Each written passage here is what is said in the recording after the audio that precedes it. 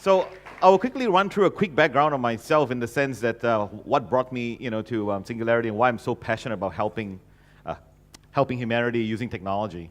I was brought up in Klang, Malaysia. I studied in America, at USC actually. So there's so much connection with Awesomeness Fest. I mean, as you heard, Dave, he's from USC too, and I did my MBA and my undergrad there. Then, like Tom, I went to the dark side of the force when greed was good in the 80s. So I was one of the 14 people selected into the North American program in Citibank. Came back to Malaysia for 3 years. Went and did my PhD at Bond University in the Gold Coast because it was just a beautiful place, 20 miles of beach. So I've been there for the last 21 years. So do come and visit me. And then I wrote a book. My area of specialty was in neural networks, artificial intelligence, applying it to finance and so on. But you can apply it to other areas like predicting heart attacks and stuff like that. And then I started this company, Bond Wireless, which has been running for the last 10 years now. We actually do all the secure SMS messaging for HIV clinics in Ireland, UK, Australia, and so forth. So if somebody gets a message incorrectly, they can't read it and so on. And then I was an entrepreneur residence fellow at the Gold Coast Innovation Center and a professor at both Bond and Griffith. And now Silicon Lakes, Greg, my friend from Gold Coast, is here. We basically, it's an incubator in the Gold Coast. We're trying to revive the startup scene out there. And now to Singularity. Now, you'll see me in a lot of these pictures. It's not that I'm narcissistic and so on. It's just copyright issue. I don't look as good as Stephanie, I'm sorry, but you just have to make do with what you have. So essentially, it is in Singularity University is actually in Silicon Valley, right next to Googleplex. It's a NASA Ames Research Center. NASA Ames is the headquarters for NASA. A lot of new technology was actually done in there. This is the famous Aerodome where they actually put an airship in there. This was taken 2 years ago when I was there. They stripped this entire thing out, and it's just a skeleton now if you go out there. And then they're going to rebuild it back, and then there was a budget cut. So now if you go there, it's totally, it's just a skeleton of it. But Google has come to the rescue. Google is going to put it back up again. In return, the Google executives will be parking their private jets in here. So Singularity University, what's all about? You'll see this 10 to the power 9 plus thing. That's a billion, okay? Basically, what we try to do is train the leaders of the world and humanity, how technology can be utilized to impact the life of 1 billion people positively within 10 years. So any projects we work on has to have that skill. And it's sponsored, it was a non-profit. We changed from a non-profit to a benefits corporation, which means that, you see, the problem with corporation, right? What is the main objective of a corporation? Any accountants here? I think I met some accountants. Yeah, that's right. What's the main objective of a corporation? Maximize shareholders' profit, right? So, very good. So the problem with that is, at what expense? Do you sell your parents? Do whatever you can? So that's the issue, right? So what happened was, as a non-profit, you also have another issue. You basically can't advise companies, you can't take equity, you can't make profit, you can't be sustainable. You depend on donation all the time. And Singularity is sponsored by Google, Kauffman Foundation, Cisco, Nokia, and all these guys. But they changed into a benefit corporation. It's a new structure. Look it up. It's a B corporation.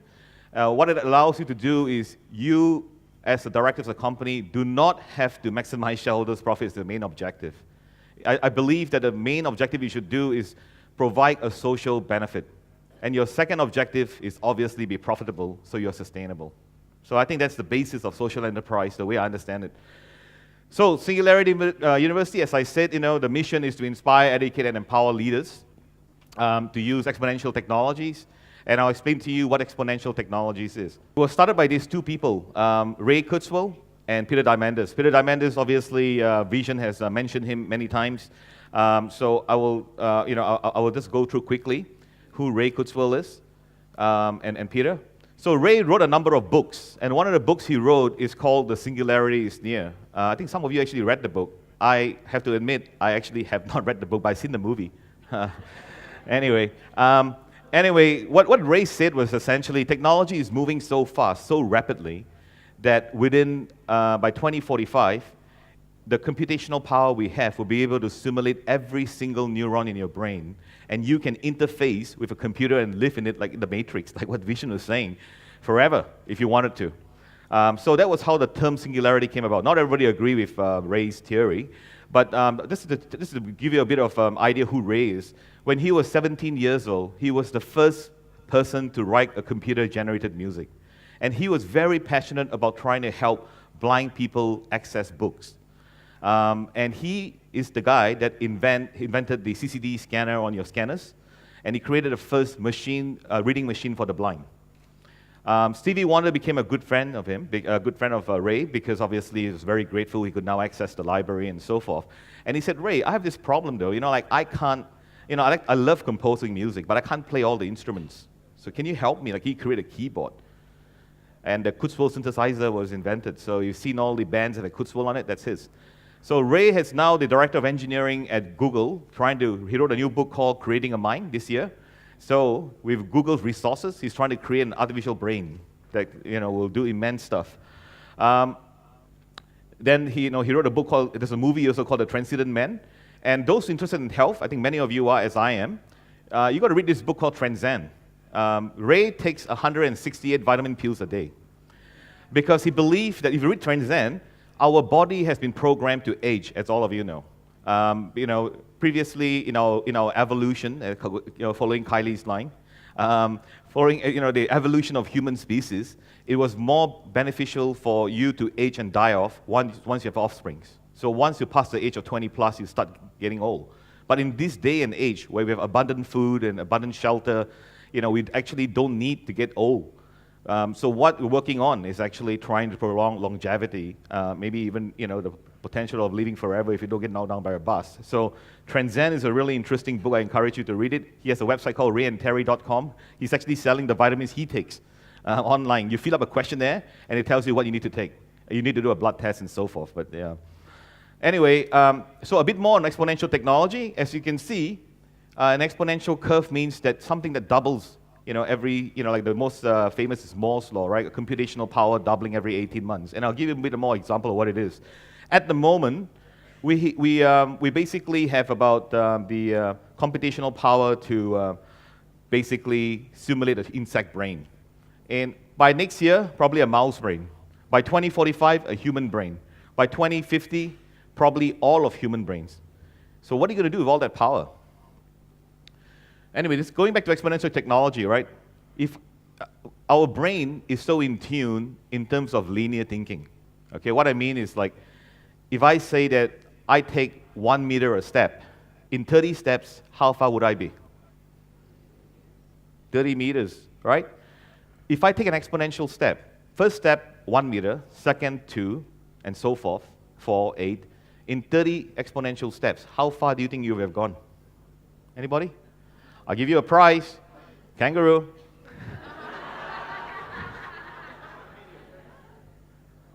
A billion. A million? A billion. All right. This guy is good. You would have gone 26 and a half times around the earth. Okay? And that's how fast technology is moving, and that's what you need to basically think, in terms of exponential steps and predicting where things are going to go. Peter Diamandis needs no introduction. Vision gave him a fantastic overview. But, basically, as Vision said, Peter, got his degree from MIT and medical degree at Harvard and a medical doctor, but he's a bit short. But he's always wanted to be an astronaut. He only goes to space, right? And it's a bit hard to be an astronaut if you're a bit short in those days. So he wanted to bring down the cost of flying. And yes, basically he was inspired by Charles Lindbergh flying the Atlantic Ocean across the Atlantic Ocean to win a $26,000 prize money, which is the equivalent of about $300,000 today. And that spurred, I think, $100,000, which is like about $2 or $3 million in today's money in terms of aviation technology. Oh yeah, his book. If you haven't read his book, you must read his book, Abundance. The future is better than you think. You notice the cover of the book is kind of like aluminum foil. The reason for that is because aluminum, which is I think the 5th most abundant element on Earth, was the most expensive metal in the 19th century. Okay, because it's very, very hard to extract aluminum using the traditional method of melting it, a very high melting point.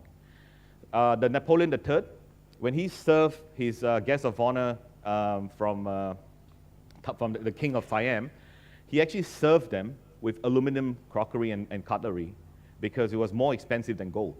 And then they discovered how to extract bauxite using electrolysis. And what do? Aluminum falls now. You just use it and dump it. And that's what's happened to technology, right? Technology can change things so fast, right? So another example would be like Kodak, right?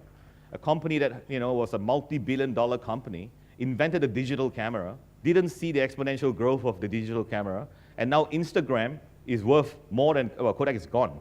And Instagram has 16 people, while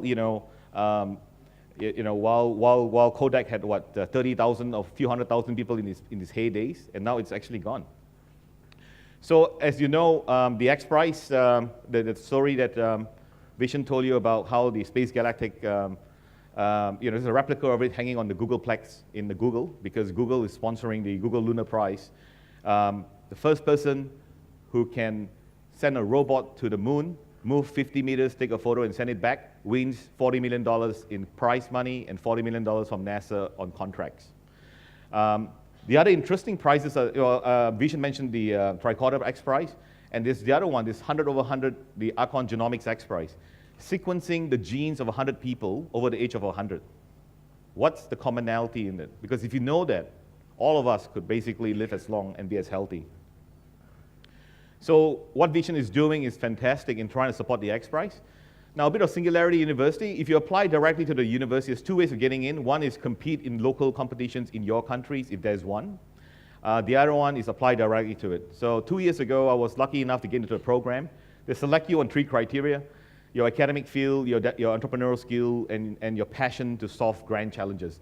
Now, having said that, top in academic field, it doesn't really mean you need to have a degree, okay? Because a lot of my classmates actually were just fantastically intelligent people that didn't think university was, interesting enough for them. As you can see, the number of applicants that has grown exponentially too, which is why now they're trying to get more people to come into competitions than to apply directly. Last year, there were like 4,000 applicants for 80 places. It's me, this is my classmates.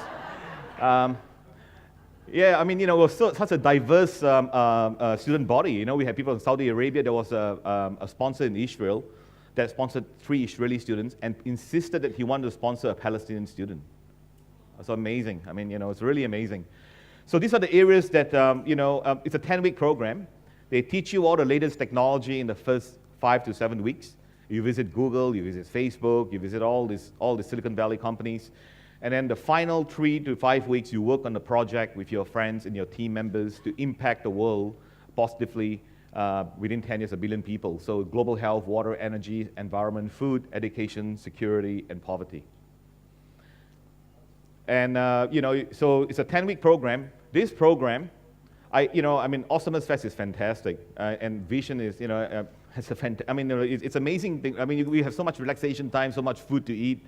Singularity, it's a bit the same, except that we also work on Sundays and Saturdays, and the 10-week program is equivalent to more than 240 hours of contact time, which is more than an MBA program in 2 years.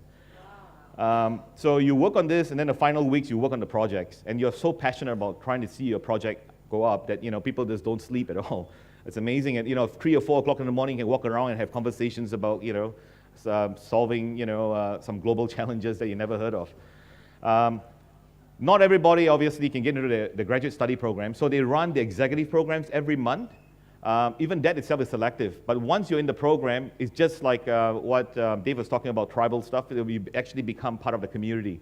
Everybody I've met at Singularity, everybody, whether it's staff, it's any of the alumnus from the executive programs or the Future Med, which is a medical program, are fantastic. Fantastic people that you can immediately trust, just like you guys, right? I mean, that's a really cool thing about the U.S. environment and Singularity in particular. People share ideas. And that's how I think, and that's my principle, right? If you go to my blog, I want to seek knowledge, but I want to share it. I might not be able to use everything I know, but one of you may. And one of you might make a fantastic change in the world. And that's the amazing thing that you find at Singularity. Amazing people that, basically are very, very helpful, trying to help you wherever they can. So let me talk about exponential technology now. As I said, comparing a linear movement to an exponential one. if you want to look for businesses to invest in or get yourself involved in, look for what's called the knee of the curve. Things are just starting to go. Because when it goes, it'll be so fast that you would probably be hard to enter the market, right? So I'll talk about some of these technologies emerging, or it's already here, some of them. So you guys are familiar with 3D printers? Yep. It's also known as additive manufacturing. There's two ways, right? One is just adding layers and layers of stuff on it. And the second one is obviously trying to cut out a block of steel or whatever to make whatever you want. Now, the amazing thing about 3D printers is that 80 to 90% of the parts of a 3D printer can be made by a 3D printer. It can replicate itself. If you give one to a village, they can make another one, and another one, another one, and replicate itself. It's going to allow you to have personalized manufacturing. In future, you don't need to go and buy the Louis Vuitton bag. You just need to download the software and print your own. We are at the stage where printers were. Remember the old days when you do laser printing, you actually have to go to Kinko's or one of the print shop. Now what do? You just print at home, right? Same thing is going to come. It's very early days, but it's coming. This one, I'm not sure you guys have seen this article about how they 3D scan an entire Stradivarius violin, one of the rarest violin in the world. It knows every nook and cranny on this violin. When you 3D print it, it's in the most exact replica. And the other thing is obviously connecting your wetware, your brain, to the hardware. Okay, I actually spoke about this when I was teaching at Bond University about 20 years ago, because my old university at USC, they actually developed a chip that you can plant into your brain that will fire neurons. So if you have brain damage, it will refire and try to repair your brain. The cool thing about this is that, if you have a crappy day, you can see Tom and meditate, or you can reboot to the day that you had a great day and back up, from your backup copy, and you have a great day. But the problem is obviously remember to back up. Okay, so Watson. Anybody heard of Watson? Watson is the IBM computer that beat contestants in Jeopardy, right? I'm not sure if you know, this year, Watson actually did better at diagnosing cancer than human doctors. So in very, very near future, on your app, the tricorder prize, whatever it is, you might just scan your brain and do a blood test on your iPhone. All the data goes up in the cloud. Watson will give you advice. You might not even need doctors. It might even be more accurate than doctors. So that's all coming, this AI. Okay, now the other thing is obviously, I think most of you I spoke to know that we have this reptilian brain, right? The fight or flight thing where Dave said, I think Tom said the laser comes in and look around whether it's food or it's danger. That has basically served a purpose. We have evolved, we have survived, we are now in a fantastic time of civilization. But we are very negative, right? That's why it became all these negative. We're always looking for danger. So that's why news is always negative. So I just want to alleviate your fears, of technology. Look at what has happened, right? Human life has more than doubled. Infant mortality is reduced by 90%. And most of this happened in the last century, and so forth. So another example here, it's a small area here. Transport from Boston to Chicago used to cost you a month's wage. Now it's half a day wage. And this was in 2000 anyway. 3-minute phone call used to be 19 hours of work to make a call. Now it's basically free, right? If you use WhatsApp or Skype and so forth. So this is Moore's law. As the computer's doubling every 18 months. And but I don't know whether you know about the cost of sequencing your gene. It has fallen faster than Moore's law. Okay, why is that important? It used to be $1 billion to sequence your genes 10 years ago. Today it's less than $1,000. And you can do it in 4 hours. Why is this important? Because it has created new areas now like pharmacogenomics. Anybody know what pharmacogenomics is? Oh, very good. Anyway, so basically pharmacogenomics is the area of science where you prescribe medication according to your genetic makeup. Because right now, you and I are prescribed medicine tested on a small set of people in the Western world mainly, right? Because it's where the pharmaceutical companies are. And the problem is that you and I may have certain genetic markers that are actually will react badly to the dosage that's been prescribed. So now from your genes, they know what kind of medication to actually prescribe to you. The other area is epigenetics. How does the environment affect your genes? Most of the cancer triggers and so on could be caused by anything. Could be caused by a perfume, a pesticide. You don't know what it is. And this is a whole new area people are looking at. And sequencing your genes is very important because that gives you the knowledge to be able to react and better prepare yourself. So, just an example. Look at this in Africa. Cell phone penetration was 2% in 2000. 2013, 70%. This Maasai warrior, if this was a smartphone, has access to more information than Bill Clinton did as the President of the United States. Think about that. Why is that important? You got 1 billion people in Africa. Remember, I guess most of you, who grew up during my time will remember the first video player that came out, it was like $3,000, right? I mean, you get all this free now on your phone, right? On a $900 phone, or even less than that now, a smartphone, you have basically, all this kind of products in your hand. The Africans now have that. They're skipping all the development work that had to go into the technology side where we actually use it, and you have it all in your palm of your hand. And that is going to level the playing field. So, I think in Tiffany's talk yesterday about fighting poverty and bringing them, this is one of the ways that we see as a very, very important tool to bring them back, to bring them into the same technology curve as we are. And mobile phones are ubiquitous everywhere, right? So this Indian guy might be running a call center on his mobile phone. So I just want to do my Indian accent, sorry. Okay, let me give you an example of how, how mobile phone created a new business in Africa. This guy in this village, this is the only spot on the tree that you could get a reception on. So he built this tree house and he charged $5 shillings or whatever for anybody who would make a call. And now he lives in this house. No, I'm kidding. Okay, everything you see here is 3D printed. We can 3D print on more than 12 different materials, even genetic stuff. Nike has got 3D printed shoes now. So it's got really amazing stuff. Like you can 3D print on fabric, 3D print my favorite chocolates. You can 3D print a car. An entire car is actually 3D printed. Some of the items you see here can never be replicated by human hand. It actually has to be 3D printed. The other thing is exponential technology, growth of information. You guys heard of this big data, cloud. What is it? Right? It is data, right? Information. Data is not information. Data is just storage of information. You need to convert it and make it information and then turn it into knowledge. Now, from the start of civilization until 2003, every book, every music piece that we created in civilization total up to 5 billion gigabytes of data. How much data do you think we generate today?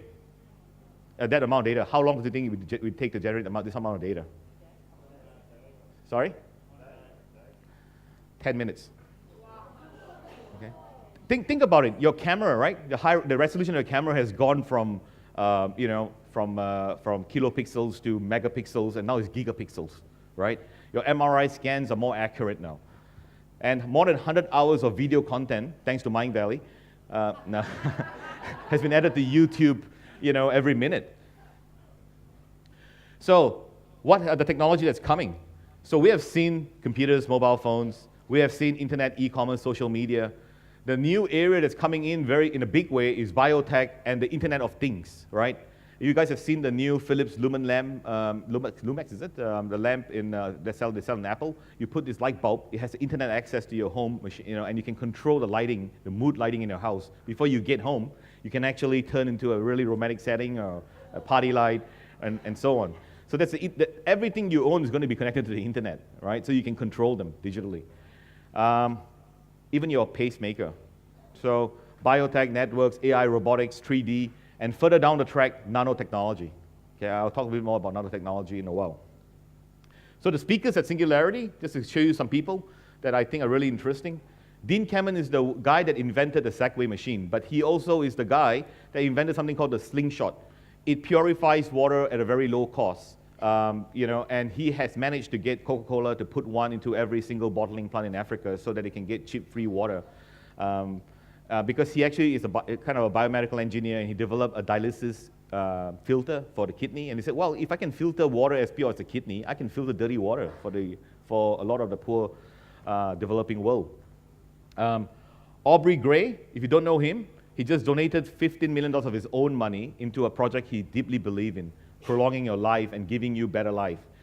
He came and lectured us and told us the 7 reasons why we age. And every one of those 7 reasons right now, there is a solution being worked on. It's only if we can live long enough. So he claims that if we can prolong your life 30 years, you will be able to live another 30 years and another 30 years and live forever if you wanted to, if you don't get knocked down by a bus. So just be careful with buses. Yeah. If you don't know who Craig Venter is, I mean, Vint Cerf is the father of the internet. Craig Venter, look him up, okay? In 2010, he's the first man in the world to develop the first biological, first synthetic bacteria.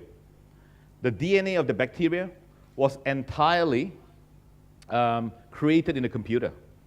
If you sequence the DNA of this bacteria, they took the DNA, it was actually created in a computer, they injected it into a shell of a bacteria, and it's multiplying and growing as a living thing. If you sequence the DNA of this bacteria, you will find the 42 names of the scientists that work on this project, its own email address, and its own website address. Why is this important? Like, who cares, right? Well, think about it. If you can program a living biological thing, for example, an algae, and make it more useful, like converting sunshine into energy, or training it or programming it to detect and attack cancer cells in your body or HIV virus. Think of the implications. It's amazing stuff that you can do with it. So these are the Singularity guys, the chairs of the program. Everybody is a fantastic guys. All of them are, I think, TED speakers. And I just want to point out to the single ladies, including my daughter here. This is Dan Kraft. He's the head of faculty of medicine, and he invented the bone minor marrow, the marrow minor. You know, like if you need to take bone marrow because you have cancer and so on, it's a very painful process. You got to take multiple jabs. He invented this thing like a vacuum cleaner. You stick it in, and it just sucks up all your marrow that you know in one shot. He's a professor at Stanford and Harvard, and is a fantastic guy. Speaks faster than me, and he's also the most eligible bachelor in science. So. It's a free pointer for you. Okay, not everything was just technology and all these great people coming to tell us stuff. But this guy is Ewan Wadongo. Okay, you can't see it here, but his glasses are really thick. He's almost legally blind because when he was a kid, when he studied in Kenya, in a hut, he was using kerosene lamp. And if you guys know about kerosene lamp, it's bad for your lungs and it's also really bad for your eyes. So he's almost legally blind. So when he became an engineer in Kenya, he decided to work on a way to basically provide a way to allow his people to have affordable lamp. He created this project called Just One Lamp, and he was a CNN hero of 2010. And essentially, you can build this lamp in your village for $5, charge it up during the day, and in the night you have light. And guess who's sitting behind me? Somebody mentioned Wozniak. Yeah, it's old Steve Wozniak. So, Steve, these are the people that you meet at Singularity. He's sitting behind me, literally. And I went up to him and I said, well, if you come to the Gold Coast, look me up. And actually, we did message each other when he came to the coast. He said Gold Coast was a bit like Miami without the Cubans. A lot of tall buildings and beaches. So my classmates, it's Cha Mi-yeon, a very famous TV journalist in Korea. I didn't know how famous until I came back from Singularity, and she sent me a photo of her and Steven Spielberg. And I went to a Korean restaurant and showed it to a waitress. I said, do you know this girl? She said, oh my God, you know Cha Mi-yeon? I said, yeah, I didn't know she was that famous, but anyway. She's all about me, you see. No, I'm anyway. And this is Salif, who's from Mali. He's trying to create a co-op in Mali to allow rice traders to directly access the markets, so they don't get screwed up by the commodity markets and so on. And I think I met some Bulgarian here, right? This is Nikola Danilov. So Nikola is actually a Bulgarian living in Canada, and he has a blog called Singularity web blog. He's a good friend of mine and was in my team. So this guy that I don't really know at the time and did this to him like I did to everybody else, is the first chief technology officer of the White House. His name, so this is Anil, and Anil Chopra. And basically, one of the biggest issues in the US right now, believe it or not, is immigration of skilled workers. They basically are saying, like, why are we training the best brains in the world in the best American universities, like from China, India, and so on, and then sending them home to compete with us? It's really silly because what's happened is, like, you can go to MIT or Stanford, but if you're an Indian citizen, guess how long it will take you to get your skilled migrant visa, your green card? Anybody? How about 70 years? 70, okay? And for Chinese, 20 years. Because U.S. has this immigration rule that basically gives out 132,000 visas a year, a green card. But each country can only get, I think, how many? I think like 7.8%. So unfortunately, the population of China and India is pretty big. So that's what's been happening there. So what's happened is the venture funds in the U.S. got really ticked off with this because they can't hire these brains. So they decided to create a blue seed, which is this huge platform of incubator, anchor it 12 kilometers from the coast of California in international waters, so there's no visa issue, and have these ferries running back and forth into San Francisco. So that's why for Malaysia and all these other countries, suck in all the brains. When I was in Silicon Valley, the Chinese were doing that. They were like bringing in so many, they were coming to recruit not only Chinese students to go back to China, they're recruiting everybody. This is Ralph Merkle, one of my heroes. For those in the computer industry, he's one of the founder of PGP, the Pretty Good Privacy. And he's now one of the foremost experts in nanomolecular manufacturing. So what is nanomolecular manufacturing? Making really small, tiny machines that can make themselves and make more of things that you want. So read Eric Drexler's book, Engineer Creation, and his new book, Abundant. I think it was called. It's something, I can't remember the title now, something to do with abundance, but it's a follow-up book. Eric Drexler basically wrote his book, Engines of Creation, saying that, a cow, I know it's a holy animal, is nothing more than a machine, an engine that can convert water and grass into steak. If you can move the molecules, you can actually make steak. And I'll show you some of the things that are happening right now.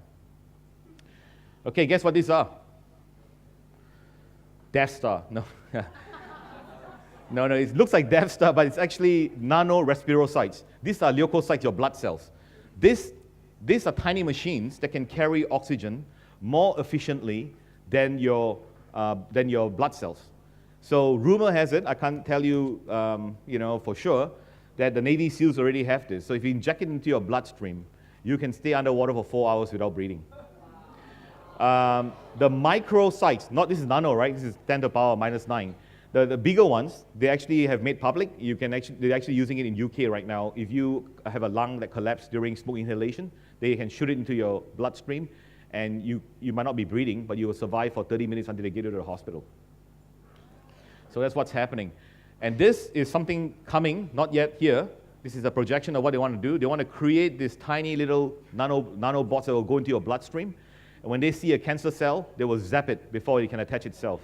So you have all these little tiny bots running around. It's another one of my heroes. My PhD was in neural networks, and I did some work from the earlier PhD work that Andreas Weigand did. Andreas Weigand did his PhD at Stanford, and then he went on to Amazon.com and became the chief data scientist. He has left that and gone to Stanford to become the professor in social media. Look at his T-shirt. QR code, right? It's a really smart idea. He gives this shirt to all his students. When they go out and you take a photograph of the students, and you got a QR code reader, it immediately sends him the information where they are, what they're doing. Okay, this guy is Astro Teller. He's the chief scientist. He's the chief development officer of Google X. Google X is that special skunk works of Google that do all the Google Glass, the Google car, all the amazing stuff. His name is Astro Teller. His grandfather is Edward Teller, the father of the atomic bomb, the hydrogen bomb. His other grandfather is also the Nobel Prize physics winner. But he actually taught me a very interesting thing about Google. He said at Google, you know that it's very hard to get into Google, right? If you've seen the movie Internship, all the interview process, 8 months to get in. He said that when somebody come up to him in his team and said, I want to work on a project, I want to do something, you know what he'll tell them? He said, here is a 6 months bonus, forget about it. I'm like, why do you hire the best brains in the world, and then when they come up with an innovative idea, you tell them to don't worry about it? He said, well, the reason why is everybody at Google are smart. Everybody got great ideas, but are they passionate? Because if they're not passionate, I'm going to give them a team. They're going to work for 6 months, doesn't work, they're going to say, doesn't work, and I just wasted 6 months of everybody's time. If they are passionate, even if I say no, they will still work it on their own time. And that's Google's culture. Interesting, isn't it? This is Vinod Koshal. He is holding my mobile phone. And I want it back. No, okay. Vinod Koshal is the co-founder of Sun Microsystems. He now has something called Koshal Venture Funds. He calls it Venture Assistance. So one of my best friends in the Gold Coast invented this device. It's an ECG device on your iPhone that essentially takes your heartbeat and tell you whether you're having a heart attack or atrial fibrillation and so forth. It has already saved 3 lives. Somebody on a plane had a chest pain. Pilot refused to land unless a real emergency. Doctor pulled this out, stuck it on his chest, showed that he was having a heart attack. They landed and saved him. Another guy was doing it, and the data was going back live to one of my old university at USC. They were doing some trials, and they could see that the guy was doing it was having a heart attack. They called him and said, "Mate, go to the hospital now. You're actually having a heart attack." It's an amazing product. I mean, and remember I told you I did some work in neural networks? That's how I became good friend with Bruce, because I was trying to predict financial market crashes using neural nets. And then I found out that he and I discovered that we can also do the same thing predicting heart attacks, because your heart gives out signal before it crashes, just like the stock market does.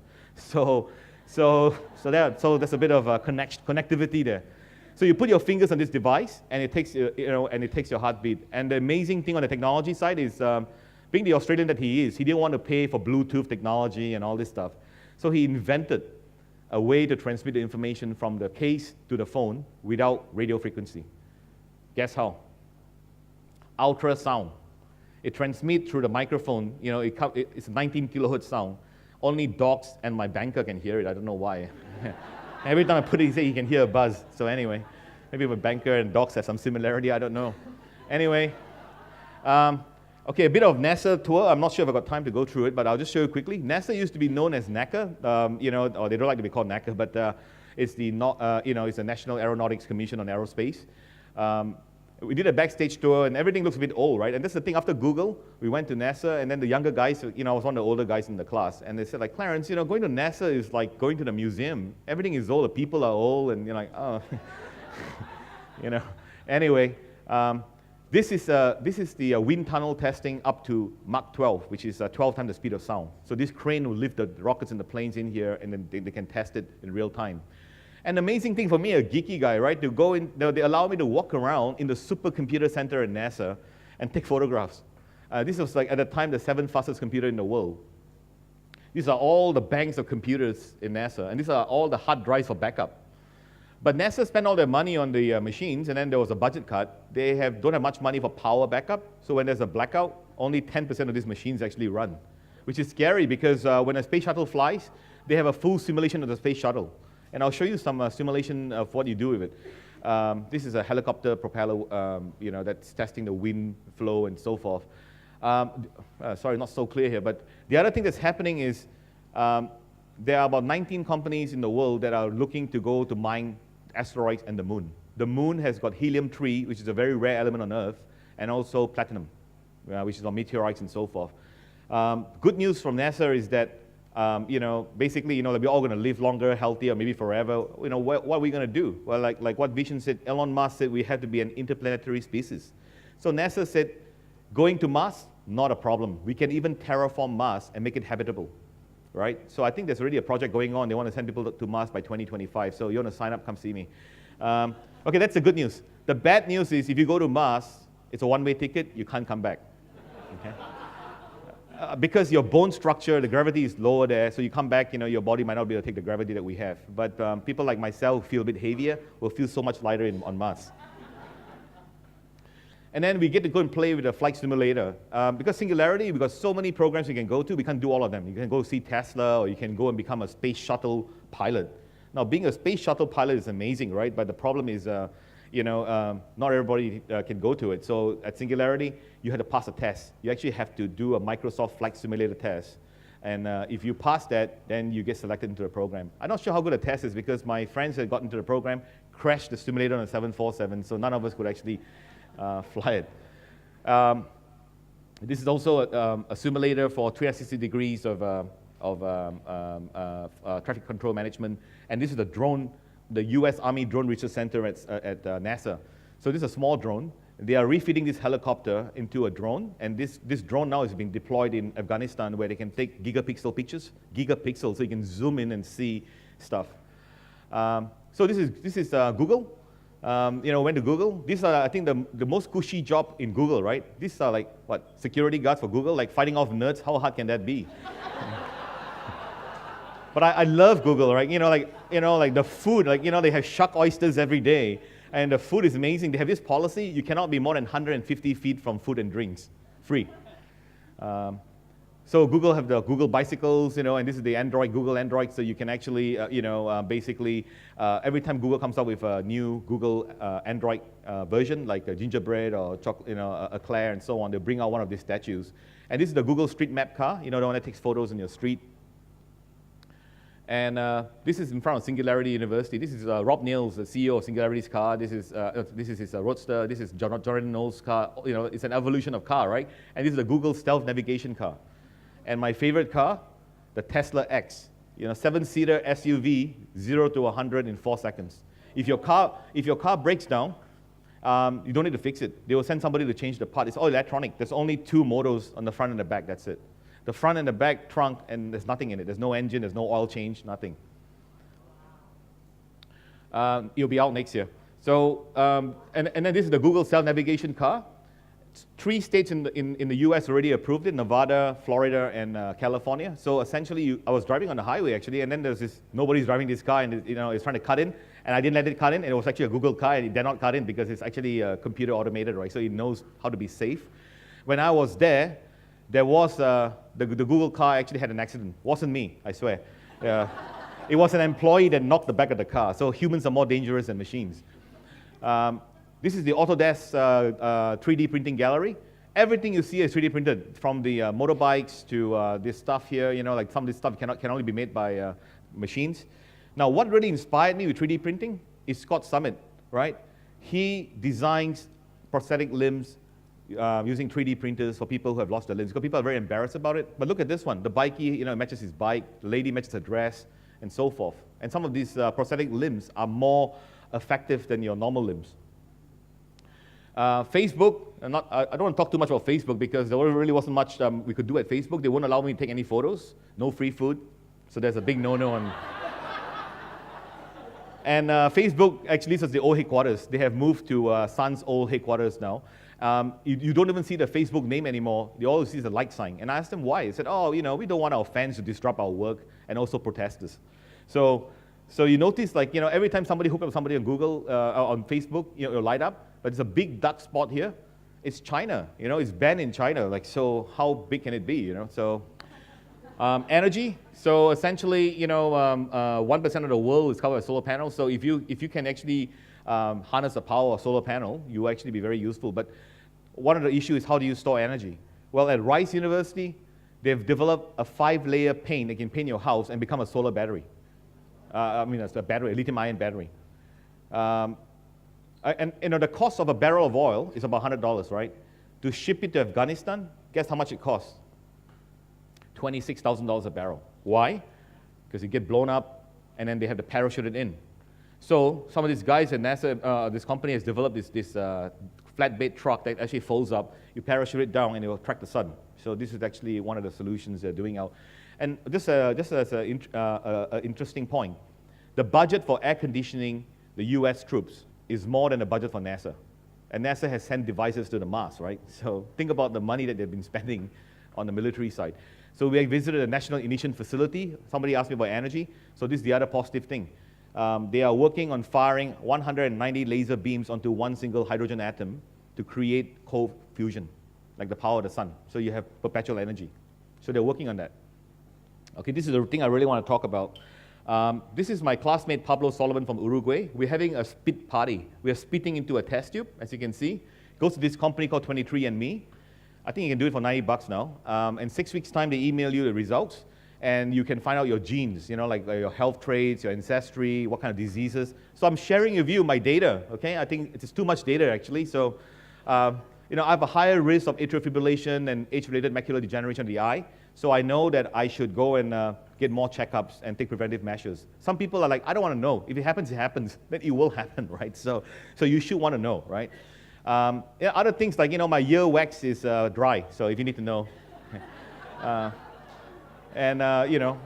the other stuff. Now, the really interesting thing was this. Being a male, I can actually track my ancestry on the male side and the female side, my paternal side and my maternal side. So my parents are from, my grandparents from my dad's and my mom's side were from China, but different part of China. My dad was from Hainan Island. My grandfather from my dad's side was from Hainan Island.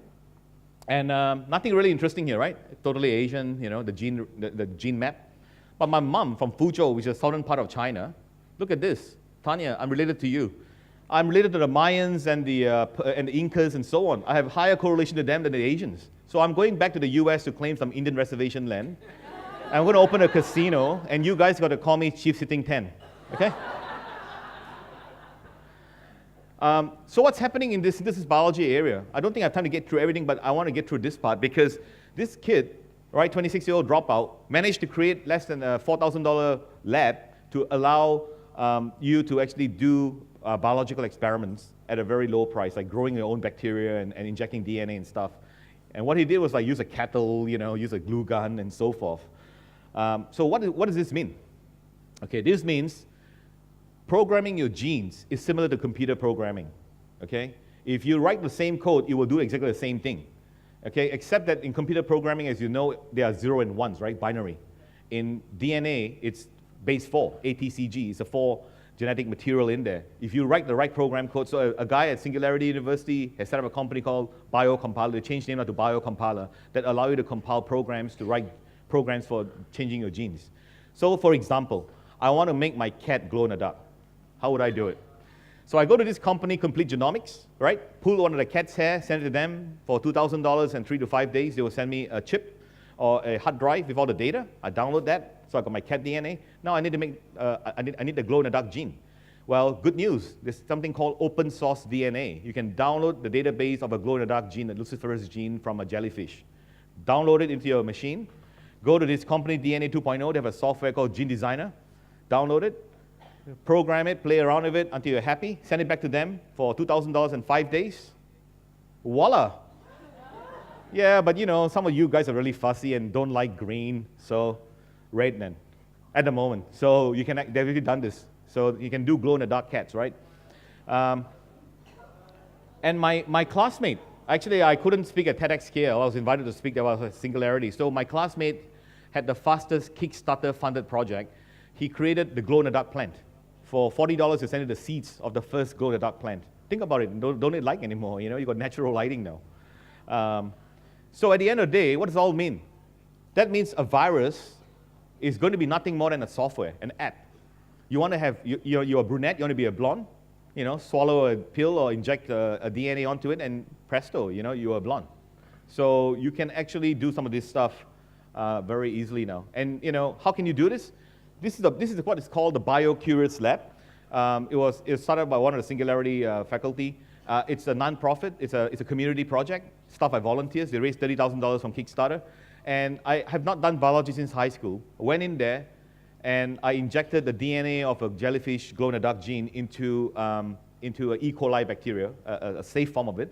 Following day, they showed me my babies. I had to flush it down the drain, but it's really sad to see my babies going. But robotics, this is a Da Vinci robot. You sit in here and you can do operations and stuff like that. In future, have you seen Prometheus? Where you sit down and the robots move on. So the lady that invented this told me that you do not have to be a doctor to operate this machine. Just a pair of good hands. So if your kids play video games, let them, because all you need is a pair of good hands. But the doctor has to oversee it, obviously. At the moment, it's still connected via fiber optics, but in future, when the internet is more stable, you don't want to do an appendix operation and then DNA, then suddenly your internet drop out and your appendix is hanging in the middle. Not a nice sight. And some of this other robot stuff. This is a telepresent robot, really interesting stuff. Jonathan knows at Autodesk. He doesn't come to work anymore in his office. He comes in as a telepresent robot, goes around, have coffee breaks with his colleagues and so forth. And we made a small one from a Lego Mindstorm. And this one, we built one for $600. It's an iPad, a broomstick pole, and the iRoomba vacuum cleaner robot. Because Peter Diamandis couldn't come, and he just had a pair of twins, so he basically controlled the robot and came. I'm out of time, so shall I wrap it up here or go on? Okay. So this is Phil Rossdale. He is the father of the real Avatar, the Second Life. Have you guys played Second Life? He just came and spoke last week at Singularity, at a fireside chat with Peter Diamandis. He's created a new company called High Fidelity. And he's trying to create a real avatar because technology is so good now. When I move my head, my avatar can actually move in real time. Okay, what's really interesting was, if you don't know what Second Life is, it's basically a virtual world. You create an avatar, you could be anything, a dog, cross-gender, whatever you want, an animal. So IBM and Dell and all these guys bought spaces in this virtual land, and they held conference like that. Maybe in future Awesomeness Fest, you should do that. We don't have to all come in literally. But the beautiful part about it was he told me that IBM ran a conference for their staff, and what happened was IBM basically found that the staff interacted better than a teleconference, because when a teleconference, everybody's sitting down looking very formal. But most of the innovative stuff comes out of the coffee breaks, just like here, right? When we have informal dinner and stuff like that. In the virtual world, you can do that. You can walk out of this room and go out and into a virtual world and speak to each other, and the interaction comes in. But you're still using a mouse and clicking. So what he wants to do is create this new company that will use technology. You can actually touch and feel, and basically virtually. So that's the company is called High Fidelity. You want to watch out for that. The other thing is 90-10 principle. There's a movement now basically to try, like what Kylie was saying, right? Replicating some of the successes in overseas. So this is one company that's doing it, trying to produce a company that provides a service or a product that gives you 90% of the existing product at 10% of the price. An example is this DIY drone. This is Chris Anderson, the guy who wrote the book called The Long Tail and Free. So you should read it if you haven't read it. It's a really interesting book. So what happened here is basically his daughter, 9-year-old daughter, was bored to death during school holidays. So he spent about $600 buying all these parts from Radio Shack and created this drone that basically has the capability of the US Predator drone at 10% of the price. Obviously, it doesn't have weapons and stuff like that, but it was a pretty good replica of a drone. Crowdsourcing is the other thing I want to tell you guys about. Crowdsourcing and gamifying. You guys familiar with crowdsourcing? Basically harnessing the power of 2 billion people on the internet and another billion to come in a couple of years, or another 2 billion in a couple of years. So Foldit, have you guys heard of Foldit? Foldit is a game. Download it because you might become the person that discover a cure for HIV.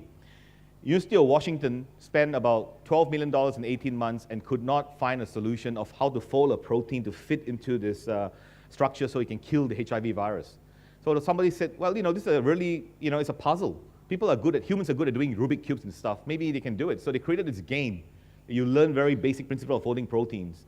And now the best protein folder in the world is not a scientist. She's actually a receptionist in London. Another one is really inspiring. Okay, somebody asked me what really inspired me at Singularity. This is a 2010 GSP student, a doctor at the United Nations. He was trying to help alleviate the malaria problem. Gates Foundation, and people have poured so much money into it, and people are still dying. Why? So one of the biggest bottleneck is the technicians looking at counting the parasites in your bloodstream. It takes at least 20 to 30 minutes to do that. So that's the big bottleneck. So what did this guy do? Applying Singularity Exponential technology, he crowdsourced it, made it into a game. You shoot slides of parasites. As you shoot the parasites, you're helping them count. It has already saved 10,000 lives or more. So if you have nothing to do, play this game and save some lives. Thank you. For those of you looking for funding and so forth, if you're familiar with Lean Canvas or Business Canvas, one of the things that you need to do is validate your customer, that you have a customer. Unless you're replicating something like what Kylie is doing, a company's already proven themselves. If you're doing something really trailblazing, nobody has done it before, very risky. As an angel investor, I will tell you that I would be very hesitant to support that. One of the ways to do it is to go on Kickstarter. Have you guys seen this one? It's just a strap for the iPod Nano, right? They wanted to raise 15,000 and they raised 942,000. What they said was, send me $50 and I'll send you a strap.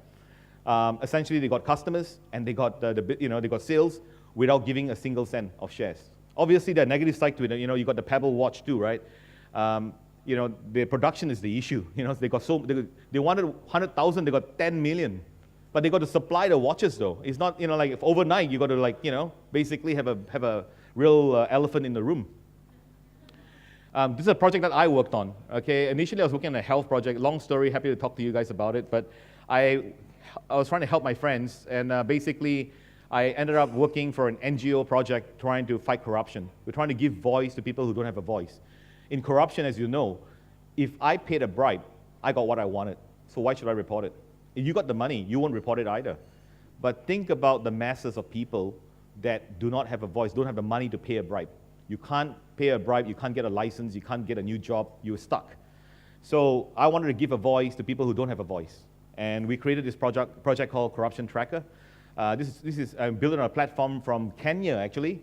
This is the Ushahidi platform. It's a crowdsourcing, crowd mapping platform that brought down the Tunisian government. So we met Juliana, and they were in Kenya. Ushahidi means weakness. It was used to map out where all the riots were during the election. And then now it's like a big open source project. So have a look at it. I spoke on the same stage as Reid Hoffman, the founder of LinkedIn, and Vinod Koshal. And this is one of my classmates from Israel. His team created this project that allows you to open up a solar backpack panel that will basically power a household in the developing world. Weighs 14 kilos. So Corruption Tracker was a project. I'll just quickly run through it. Whole idea is you see corruption, you report it by SMS, tweet, or website, and we tell the world and map it so you can see where it's happening. So we created, the guys that I have are super brilliant, right? In 1 week, they wrote the app on the iPhone. That's amazing. And then you will map it and so forth. And I mentioned to you what social enterprise is all about. So, as I said, on one side, you have NGOs depending on donations. It's not sustainable. The other side, you got Occupy Wall Street because the dark side just want to make money at any expense. And that's what they need to do, right? It says maximize shareholders' profit. And so now there's a convergence of what's known as social enterprise. And that's basically what's driving, I think that's the principle that when I invest in a company now, I look for obviously impact, scalability, and obviously whether it is a social enterprise. So the first objective is to provide a service. When I say social enterprise, I don't mean like charities, right? I mean anything that provides a service or a product that will give people a better life. And secondly, is it profitable? If it's not profitable, it's not going to be sustainable. Okay, other projects, MetaNet. It's basically a project that's spin off from my batch. They are creating flying drones to bring medicine and aid to places where there are no roads.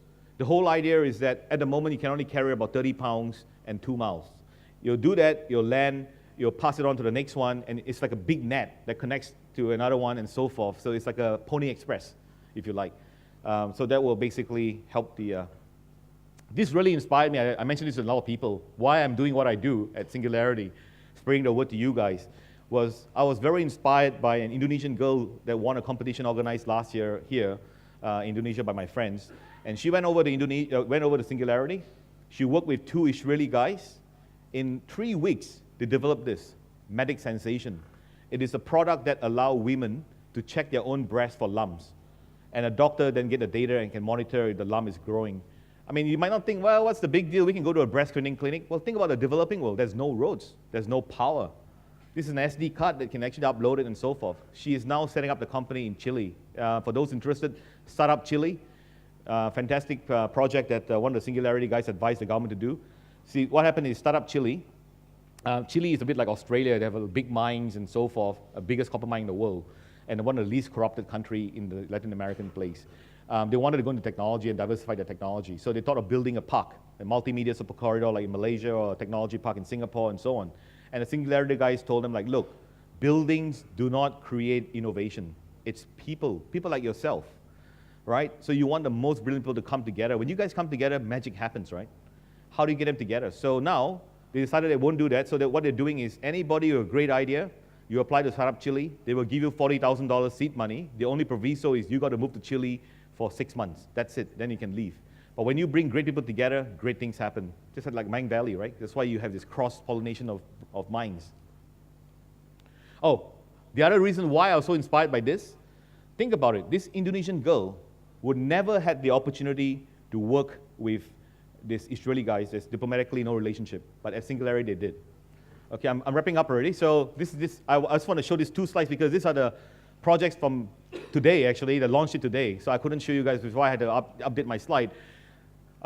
This guy won the European prize and is also now one of the prizes in Singularity. He's trying to use bees to help humans because you know that bees are dying, right, or fungicide. So what this stuff does is it actually will detect whether a bee has been infected and it will shut the hive so the bee can't come in. or if it's been infected, the whole hive would actually be shut down. So you can monitor. It's a smart hive. And this one, the Israeli guys, they created this blue box, a Blu-ray player. They hacked it, 3 weeks. It scans. You prick your finger, put a bit of blood on the Blu-ray DVD, stick it into a DVD player. It will read the blood and tell you what kind of, whether you have HIV or what kind of, how much virus in your bloodstream and so forth. Personalizing healthcare. All right, so one last one. This guy, Jack Andraka, if you have not seen him, check him out. This young boy, 15-year-old, very inspired. His uncle died of pancreatic cancer, wanted to find a way to find a cure for it, or early detection. He invented a methodology that cost pennies compared to $700 right now, and in seconds. And he won the prize. Yeah, the video is not here. You can search it up anyway. And other companies in Singularity, Modern Meadows, they're actually trying to grow leather and beef from stem cells. So in future, you never have to kill another animal. You just grow it. So would you rather come from a slaughterhouse or from a brewery in a restaurant? And I met Rob. Rob is the founder of Soylent. Have you guys heard of Soylent? Yeah, 2 weeks ago. He kickstarted a project, and he himself published the formula for it. He was kind of tired of going out to eat and all the time, like having to cook and pay for food. And then he told me the real reason why he did this. He had no money to buy food. His startups failed. Kylie didn't give him money. I don't know. Anyway, so what happened was he actually bought all the chemicals and all the nutrition you need, actual chemical compounds, made it into a drink and drank it. And he blogged about it. He said his social life kind of went down because he missed eating, but he was much healthier, And yeah, a really interesting guy. And I was at Zappos, so you heard about the downtown project. Actually, this is Tony Hsieh's apartment, because they're trying to revive the whole downtown Las Vegas. And this is the container thing he's building up, and he's working with Burning Man to create this praying mantis that's blowing out fire, and it'll be launched on October. And they have an incubator called Stitch Factory for fashion designers. They bring David Copperfield and talk about the stuff that he does. So that's it, a wrap up. Sorry it took a bit longer than I wanted to, but I've basically talked about exponential technology, and the people that you meet and stuff like that. And, please, and one last point from Larry at Google is, are you working on something that can change the world? Yes or no? Okay, so do that, All right, thank you.